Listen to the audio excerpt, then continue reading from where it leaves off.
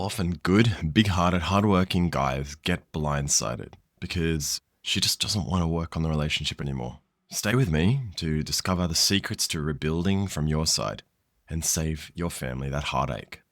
I'm David. Through my separation, recourse, reconciliation, and being scouted as a coach, I've learned exactly how to rebuild marriages.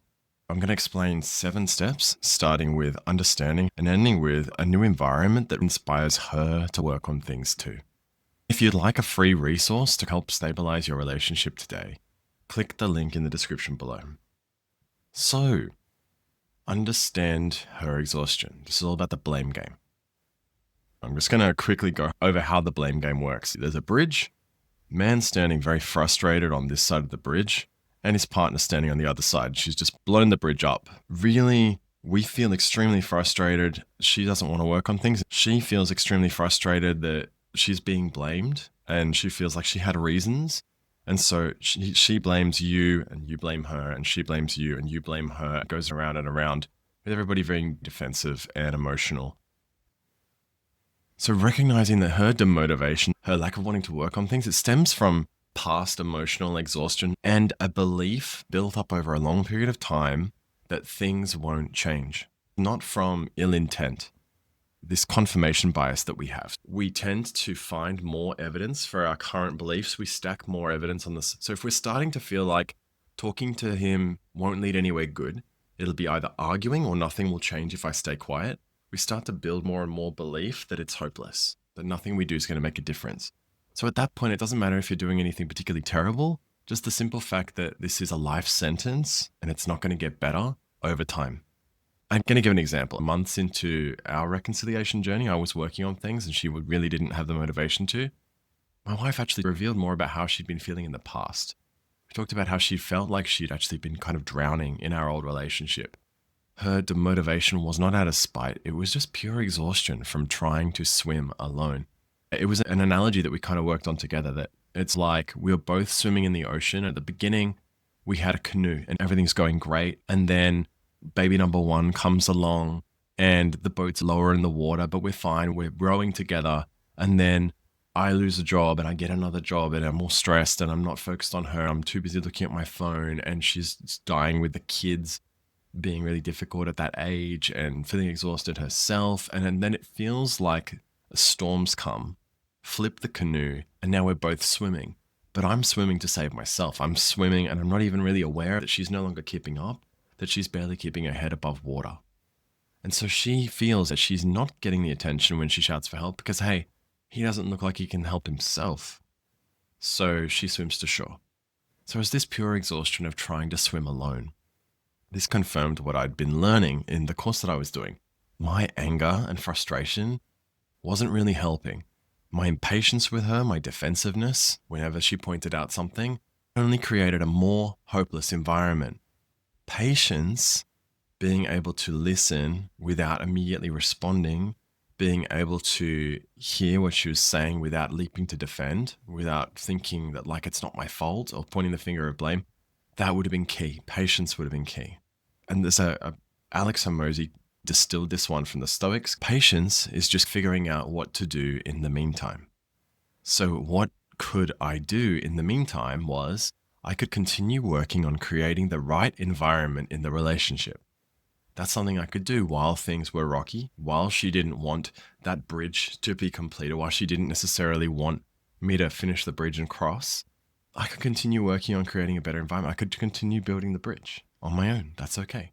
She'll be motivated when she starts to feel that hope again. Yeah? She's no longer exhausted by everything. So by understanding her exhaustion like that status quo effect, like I said, from that confirmation bias, the status quo effect being where we just kind of feel like he can't change, things can't change, nothing's going to change. We've stacked on that side. You disarm the blame game and create an opening where that confirmation bias can start to shift back again. But how do you understand her? How do you give that patience when it feels really unfair right now? This is where we're going to find our power in our response. So we're going to take 100% responsibility for our 50% of the problem, of the situation, of the relationship. Okay. This is reclaiming our power by focusing solely on the controllable actions that we can take, the things that we think, say, do, and on our personal growth. Not focusing on what she's doing. A hero, someone who's going to shake things up, someone who's going to be able to lead, is someone who's going to take 100% responsibility for their 50% of the problem.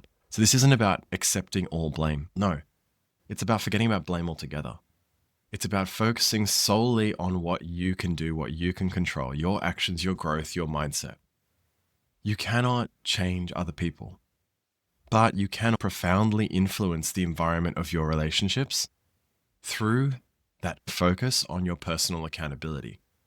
So I used to think that my wife had to actually want to come to couples counseling for things to get better, that she had to want to work on it, that I needed her to not move out. I needed her to reconsider before I could work on, like I needed her to come back before I could fix it.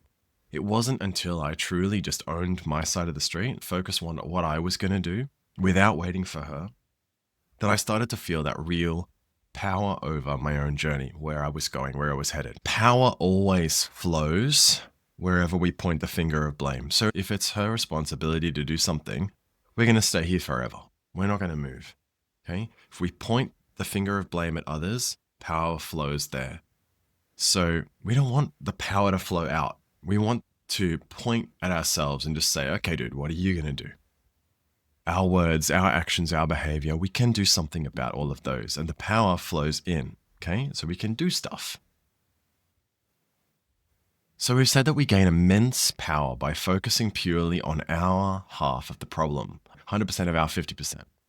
But what do you do with the inevitable frustrations that still kind of rise up when there is resistance, you trying your best and it's just met with really stiff resistance, like stonewalling. Hard words are being spoken and everything you're doing still sounds wrong, okay? What we want to do is we want to sublimate that frustration, convert that frustration into fuel. This is sublimation and having patience. So what does this mean? It's channeling negative emotions like anger, frustration into more productive self-improvement, like stuff that's going to move you forward, taking the negative and turning it positive. Sublimation was first discussed in psychoanalytical psychology by Sigmund Freud and later by his daughter, Anna Freud. So instead of letting anger, frustration just fester away inside of us, we sublimate that intense energy into consistent self-improvement. So the actual feelings of anger, impatience, unfairness, and blame, they don't usually fit anyway with how we like to see ourselves. They tend to overwhelm us at times of great stress and great hopelessness, sadness, and they make us act out. They're a way of avoiding more uncomfortable emotions like despair. So they overwhelm us and make us act out of character. These traits are there in all humans, right? Because we're all descended from our pre-human ancestors and primates. So beneath our usual conscious thought, these kind of tendencies sit there like a shadow. And this shadow concept is another thing from early psychology, from Jungian psychology. This is your shadow side that we're talking about. So it's usually destructive, but it can become your most useful ally because it can give you discipline towards doing the things that need doing again and again, the things that you want to practice, think about, the things you want to work on. It can give you the discipline to keep doing them when you really don't feel like it's not like fun. It's not fun. It's work, but it can motivate amazing amounts of work. I think a lot of people who hit the gym a lot, people who are extremely driven and motivated and ambitious, they're driven by that shadow. They're driven by negative push motivation. Not by pull motivation, which is nice if you've got it, that intrinsic motivation, the desire to do good things and to make positive change, like to bring something into the world. But that dark and negative energy, if it's there, if you've got it, use it. Motivation and discipline towards doing something that might be uncomfortable. You can fuel your progress by directing all that negativity towards constructive work on yourself. So when my wife first responded to my outbursts about how things were going, she said, I don't much care if we do divorce at this point. And I was so frustrated that I thought I was going to explode at that point. As I learned more As I started to understand more, I redirected the frustration that I had. I redirected it back at my own actions, past actions, and what I should be doing. Hitting the gym hard. I wasn't like guilting myself, but it was definitely correcting myself. Hitting the gym harder, diving into the coursework, the new course that I joined. Each rep, each lesson was a deliberate act of choosing to grow over choosing that self-righteousness, choosing that impatience. This disciplined effort we can accrue by sublimating the negative into the positive, by using the shadow. This disciplined effort and patience is only really the beginning. How do you actually ensure that it's not just a temporary fix, but that it becomes a deeper part of who you are? So long after all of the poison has seeped away and the shadow has become a much smaller part of you, how do you keep this going? We want to be a performer. So the fourth step, we're wanting to make this new self into a bit of a lifestyle, really adopting your new and improved self as a permanent lifestyle, not just as a temporary act. A performer doesn't just show up for the big game. They train relentlessly in private. Your growth must be authentic and consistent, not just a performance that you put on for her benefit. Performers embed their craft, the new skills that they're learning, into their lifestyle forever. This ensures that your changes are genuine, they're real, and they're deeply ingrained in you. So for example, I focused on mastering those new communication skills that I learned from that course, even practicing them with friends and colleagues, because we were separated. I wasn't seeing my partner all the time. Okay. So one thing to think about, if you feel nervous before you have to say something to someone, if you feel nervous before you have to have a conversation, if you feel nervous before you have to hop on a stage and give a speech, you haven't prepared enough. That's the clue. The nerves come from lack of preparation. It's that lack of preparation. So not enough reps. You didn't use enough of that shadow to push you. So I didn't feel nervous at all, despite bringing up topics that had led to the breakdown of the relationship in the first place, the breakdown of safety, admiration, and alignment, the 3 pillars of relationships. So I knew that we could talk about all those kinds of things and it would make things better afterwards. It would make us feel better for having talked about them. We want to practice like a performer. We practice long before we actually speak with our partner. We want to get good at using these things so it can be natural and genuine. But what are we actually practicing? What are the skills that we're actually practicing? So, first one of these is this paraphrase for safety, where we're going to rebuild emotional safety with deep paraphrasing. It's a communication technique for active listening. This is going to allow you to deeply understand her feelings and make her feel safe so that she might want to share. That's all it's doing. When your partner is demotivated, when she doesn't want to work on the relationship, she needs to be given an opportunity to feel safe enough to express herself without any judgment. The paraphrase skill, there's an acronym for this one, which is LUECR. And the R is kind of separate. So LUEC and then an extra step, R. This is the most powerful tool for this, the paraphrase. It's the backbone of almost every meaningful conversation. It's about listening to understand her deepest feelings, not to just reply or fix things. This is what creates emotional safety, by showing her that you genuinely get her perspective. So it's not an act, like it will actually give you an opportunity to get her perspective, to understand it. And as I said, it's not being performative. You benefit by feeling better too, because it's hard to feel pissed off at someone when you actually understand why someone felt and did what they did. When you get the other side, it's hard to stay angry and you can calm down, you can feel better, you can move on.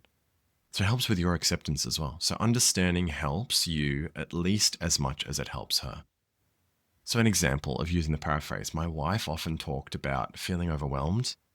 I learned to label that emotion.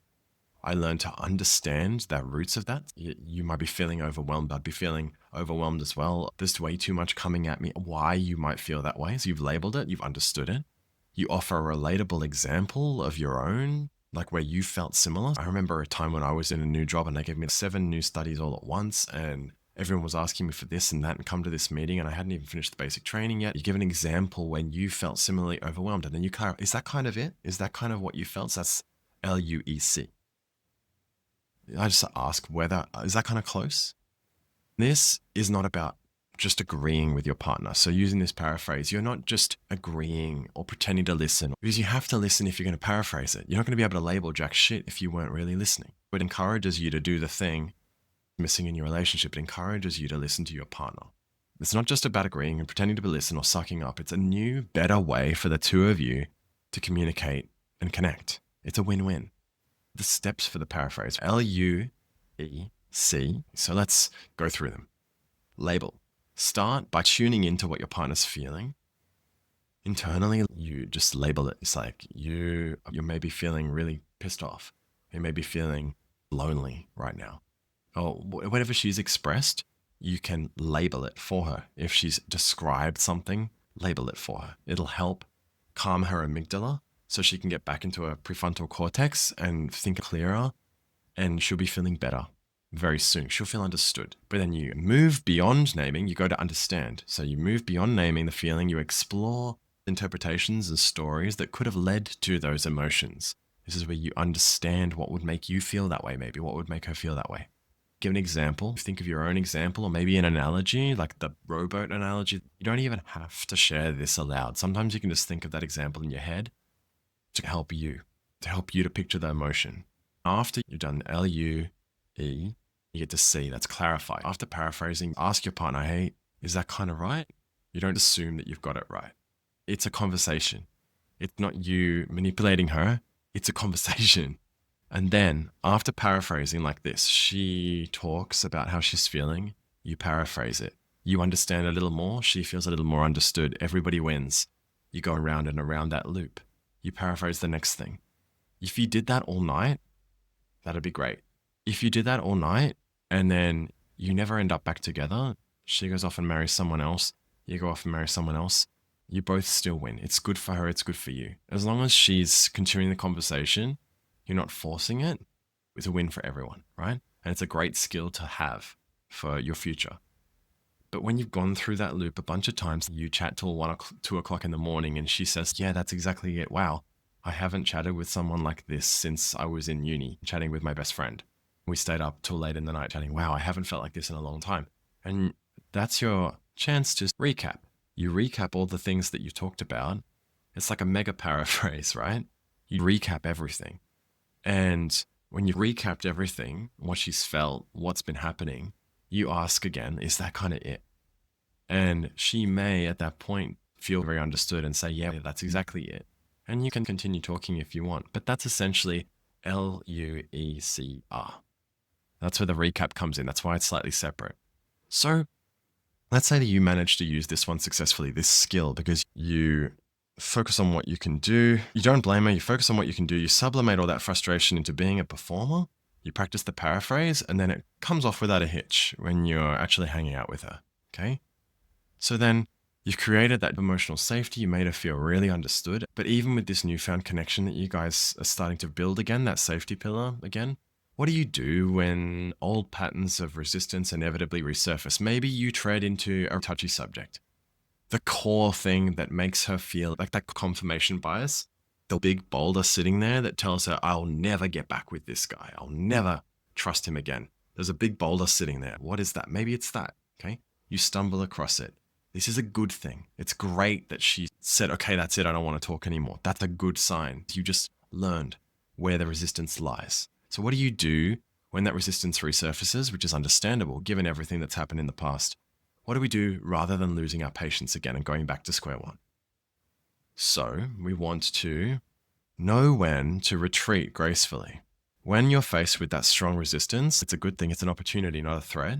We want to disengage respectfully while affirming your good intentions, because at the end of the day, not every conversation is going to be a breakthrough. It's going to be a long time of going backwards and forwards like this to really make the difference. So if you encounter that strong resistance after attempting to paraphrase, just use the retreat skill.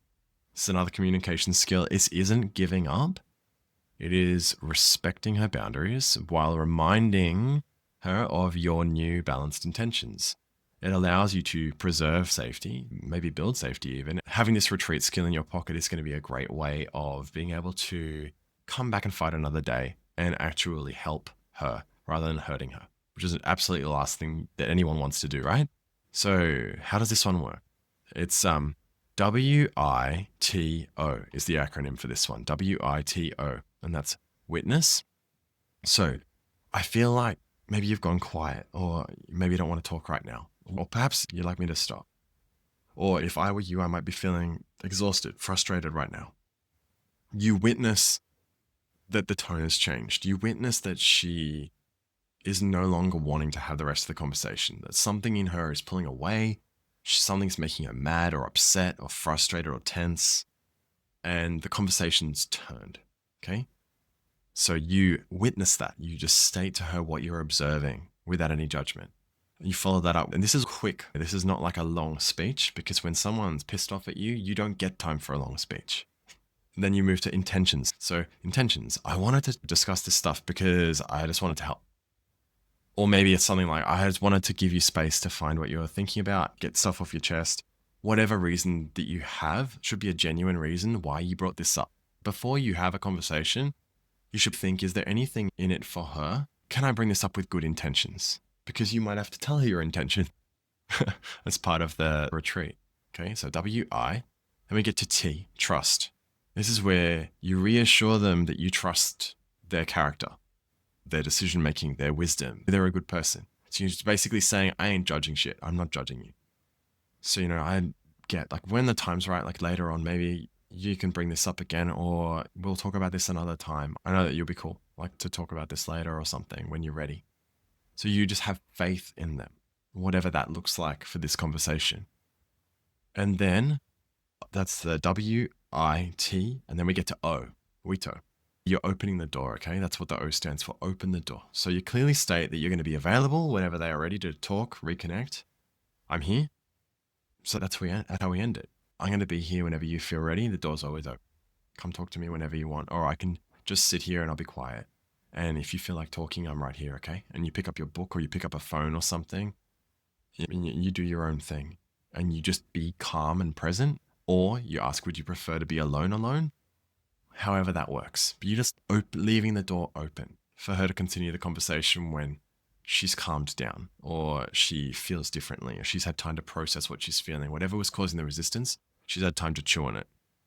So then, with these two skills, the paraphrase and the retreat, if you've practiced them like a performer, you can navigate conversations and resistance really gracefully. But then, how does this all combine to create a lasting shift, to fundamentally change how she sees the relationship and potentially reignite that motivation? The main thing we're dealing with here is that she doesn't want to work on the relationship.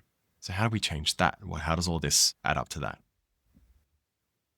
Really what we're doing with all of this, creating that safety for her to talk, planting seeds of that safety whenever we retreat from the conversation, all of that, we're really creating a new safe environment, that new environment that inspires her to want to re-engage. She's going to feel understood. She's going to feel safe. She's going to feel like maybe there is some hope. That confirmation bias is going to start to erode away. And bit by bit, that new environment will motivate her. So that consistency in applying those reps, whether it's writing in a journal or refining those communication skills, practicing that with friends, it isn't just for you. This creates a new, predictable, safe environment around her, around the kids, around the house. This counters that status quo effect where she's believed that things couldn't change, that you couldn't change for a really long time. And it rebuilds her motivation to want to join in. For example, my wife, she moved out, she was living in her own apartment. 5-minute, 10-minute conversations when handing over the kids turned into sitting on the balcony talking for 3 hours. This environment changed everything. So she started to spontaneously plan activities as a family to open up more, not because I asked for those things. My consistent actions in creating that understanding environment made her feel safe enough to start feeling motivated, to start feeling some admiration again. Then we started going on dates because the environment had changed. Because you can't feel admiration for someone when you don't have safety. So when the safety returned, that safe environment, she felt like she could express and it would actually go somewhere positive. She could start to admire again and remember the positives.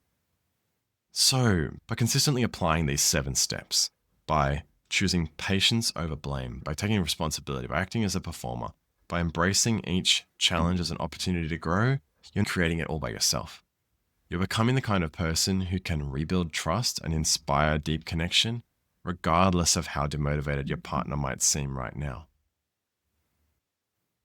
This journey transforms not just your relationship, but also you as well. And if I've given you value here, hit the subscribe button for more videos every week on saving your relationship. If you'd like a free resource to help stabilize your relationship today, click the link in the description below.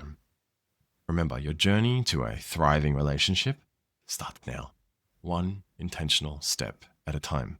Keep walking.